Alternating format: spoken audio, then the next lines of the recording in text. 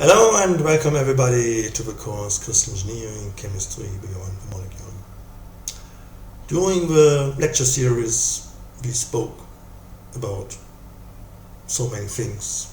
We spoke about the importance of intermolecular interactions, hydrogen bonds, halogen bonds. We spoke about crystal engineering, design strategies, and so on and so on.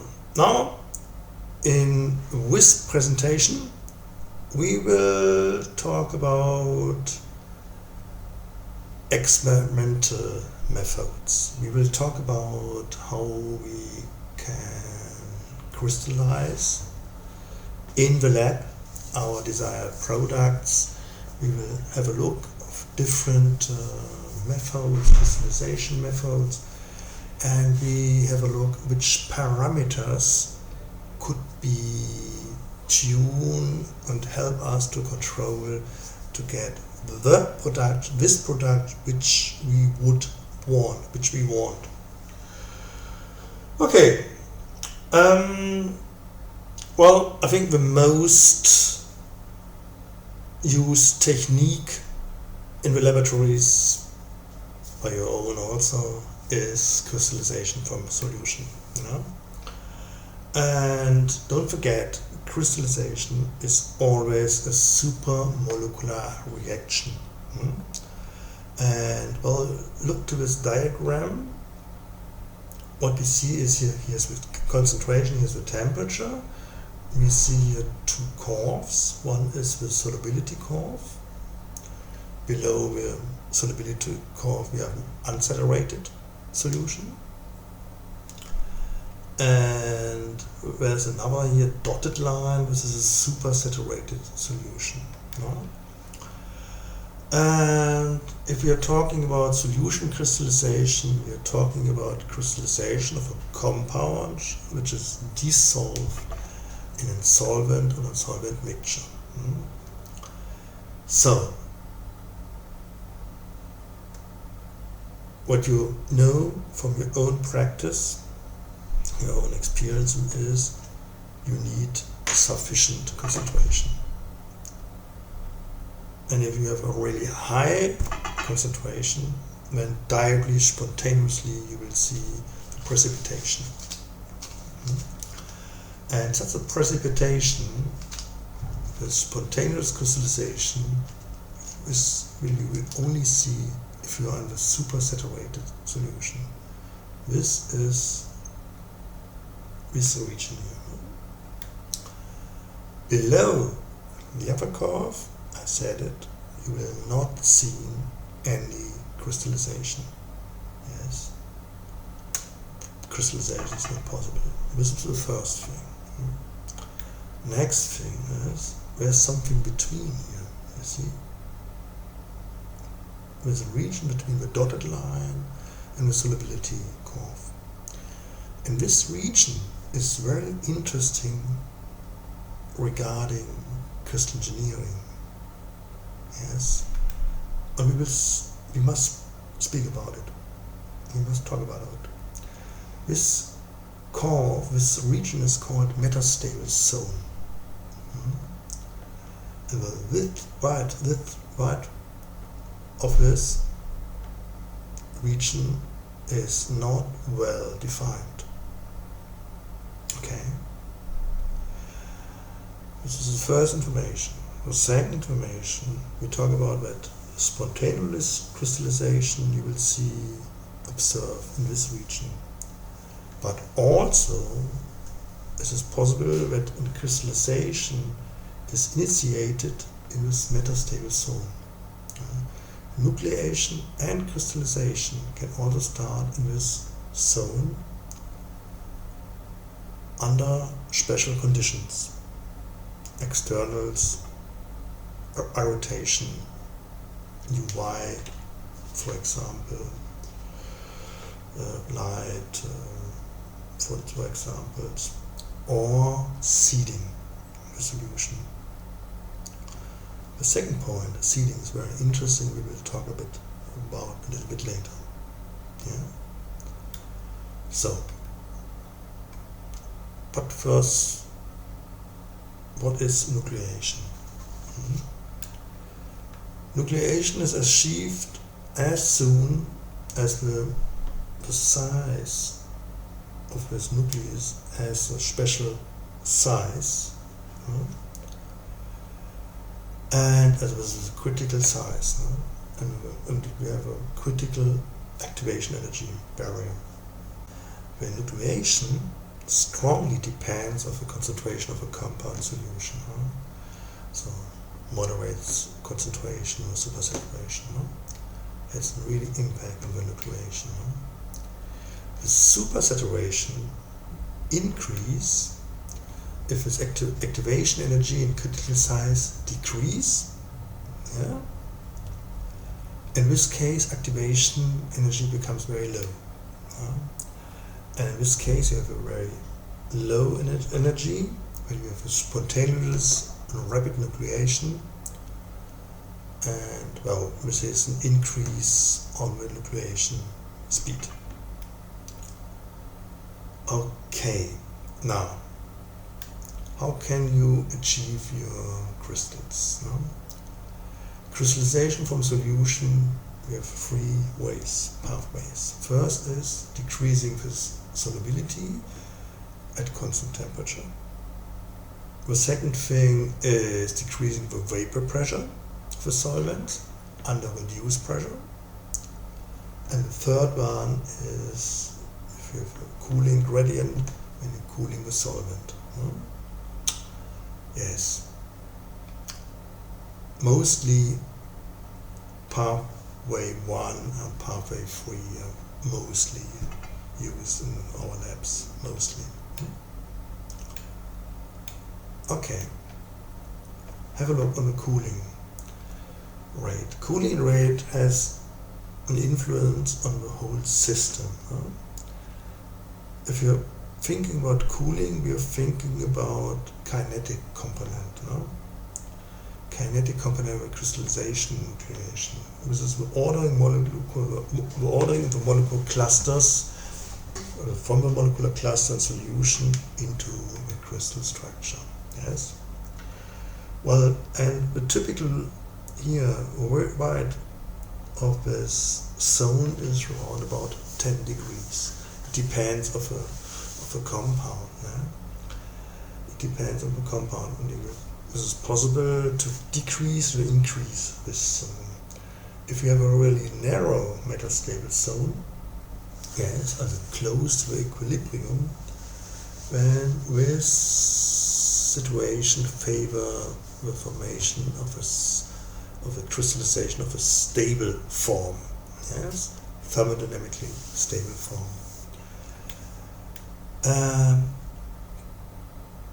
This is in case of a narrow zone, but it is possible to stretch the metastable zone, for example by crash cooling. And in this case, crash cooling could sometimes allow to obtain thermodynamically not so stable forms. I will show you. Well, this is the solubility curve, and this is a supersaturation curve of one compound. Yes, here, solubility curve, supersaturation curve, form 1. Now, this is at ambient conditions and so on and so on. Now, have a look what happens under crash cooling conditions. Look here. This is the green bond. Now we have a crash cooling conditions. This is solubility curve, and this is the supersaturation curve. Okay. Now you see the difference. Right? Yes. And now, how can you use it? For example, in this case, it is known, or maybe it's your luck, yes, that it's possible to obtain some other polymorphic forms, thermodynamically not so stable forms. And For example, something could happen now here. No? So now we have a crash cooling situation. This is the green one.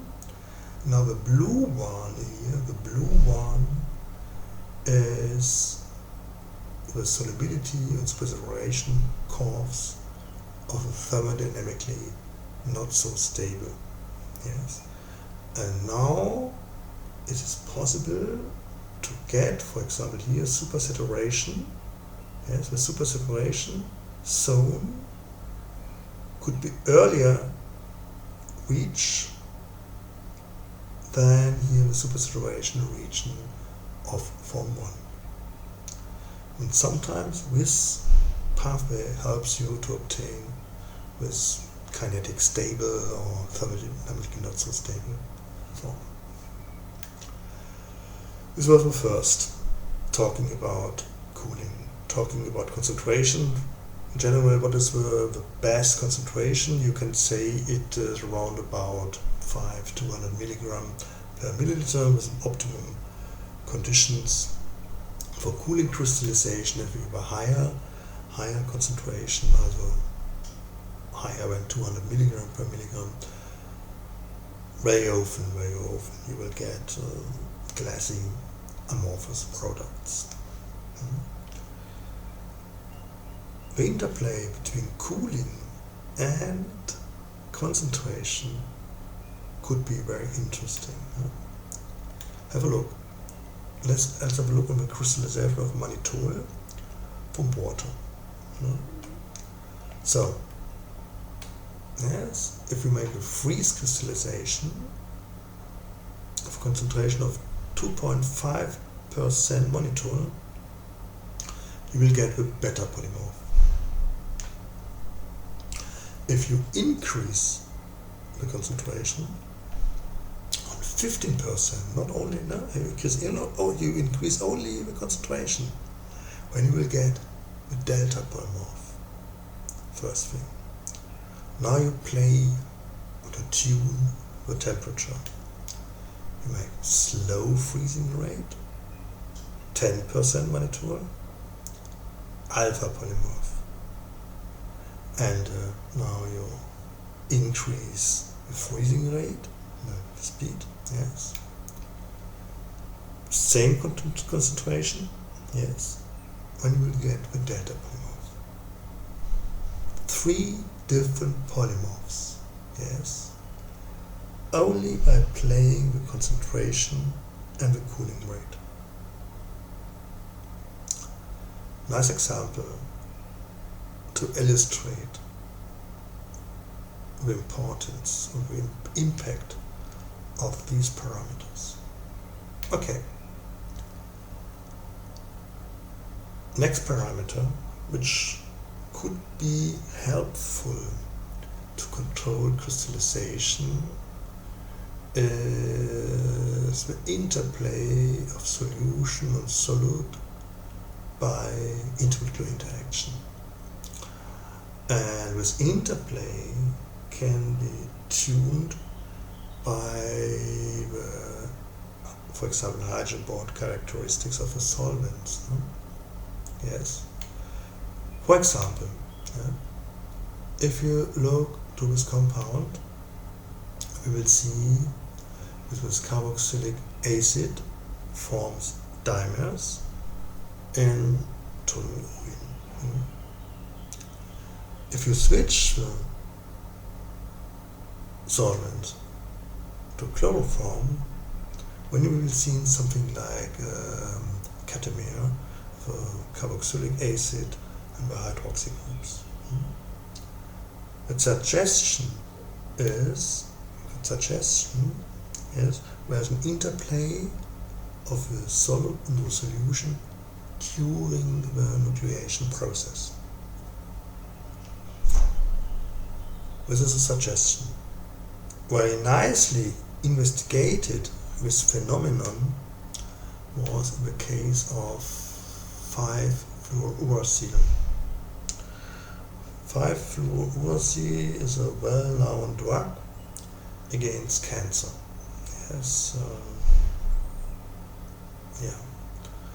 and is one of the top drugs, top compounds on the World Health Organization list.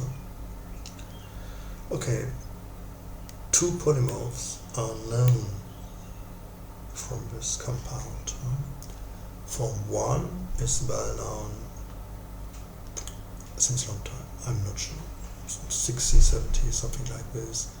Crystal structure was determined. 2006, not so long, not so far away, 14 years, around about 15 years ago, a second form was published. And the authors stated out that this form could only be obtained from solution crystallization when no water is present. 1 drop water is still enough and you will not get form 2. And they crystallize or they obtain form 2 from dry, really dry nitromethane. Yes. They repeated the reactions of the crystallization process in a mixture of nitromethane and some drops of water, and they always got form 1. Okay? Well, have a look at the crystal structure. This is form 1. Yes. Look here to the, I would say, have a look here at the center motive. Let's say dimer. Yeah. Dimer is a 2-point hydrogen bond motive here. Yeah, 1 hydrogen bond per second. Well, and when you see in the environment only 1 point hydrogen bond, you will see, no? Yes, okay. Form 2, the difference in form 2 is that you have now a chain first, and all units are linked by 2-point hydrogen bonds. Yes. In this case, only 1 dimer, surrounded by 1-point hydrogen bonds, and in this case, chain of double hydrogen bond. Okay. And now the authors thought about the influence of the solvents on the crystallization process. And what we have done is, especially Sally Price, theoretical chemist, they made molecular dynamic simulations, calculations. No? Yes. What is it? You start with a crystal structure. Yes. This is the crystal packing. And when look what happens to the crystal structure if a little bit solvent is in the environment. Well, in this case, you see with the water occupied all, most of them, of a functional group of 5-fluorouracil. No? You see it here very nicely. And this leads to the fact that an aggregation of these compounds in this way is not possible. No? Could not continue. In the case of nitromethane, such effect is not visible. Yeah? So water prevent the water occupied with places, prevent formation of a double hydrogen bond. This leads to form 1. In this case, no prevention, and the formation of double hydrogen bonds is possible. Nice illustration how solvent, how solvent could control nucleation process. Yes. This is one way you can control crystallization. And another possibility to control crystallization process is using templates. This is very often used, templates. Yeah? templates form the first step of interesting motive, crystal packing motive, which allows to build up, to continue this motive, and it ends up in the desired crystal structure. This is also useful in exactly this case, with fluorouracil. If you crystallize this compound from methanol, technical grade, so not pure dry methanol or ethanol, you can take both.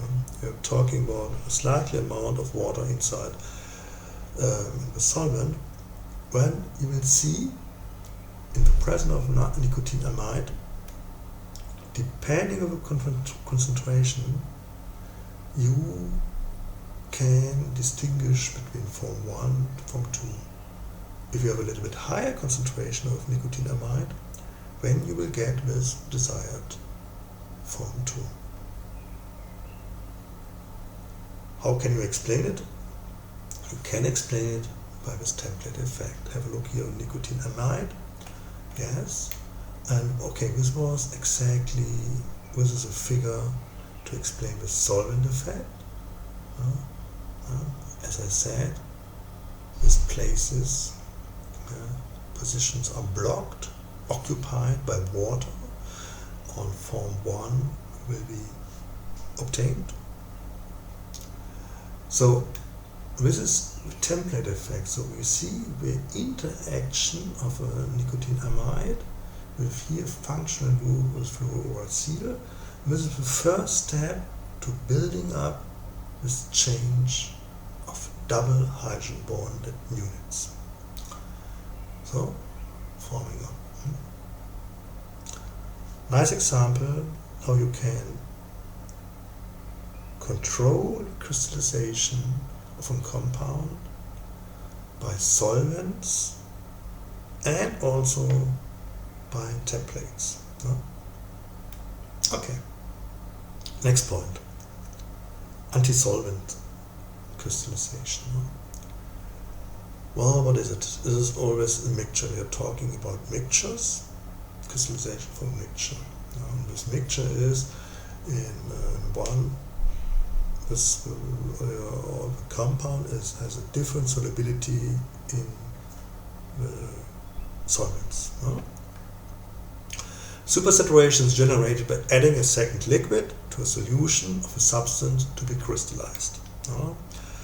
This second liquid substance should be insoluble or nearly insoluble, or the poor solubility in the second liquid, and this liquid must be miscible with the first liquid. So, and if we look to the whole system, the substance should be less soluble in contrast to the first solvents. And how can you explain the phenomenon of anti-solvent crystallization? The suggestion is you have either thermal addition of anti-solvent, which leads, that's what our aim, but leads to a decrease of the solubility. On the same simultaneously moment, the volume of the mixed solvent increase, and the performance depends on the rate at which the anti-solvent is added. So we're once again talking the metastable zone. Yes, you remember we talked about in the case of how we can enlarge the zone in, for example, crash cooling. Now we have a metastable zone. The question is,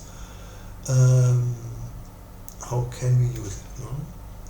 If you have fast anti-solvent addition, directly solids, no metastable zone will be in a very narrow region. We are crashing out. This has a poor quality of crystalline products. If you're using the exact useful amount of antisolvent, we have a white metastable solvent, and important is the rate of addition, and the following dynamics in the mixtures. No? These are the critical factors. Rate of addition is a critical factor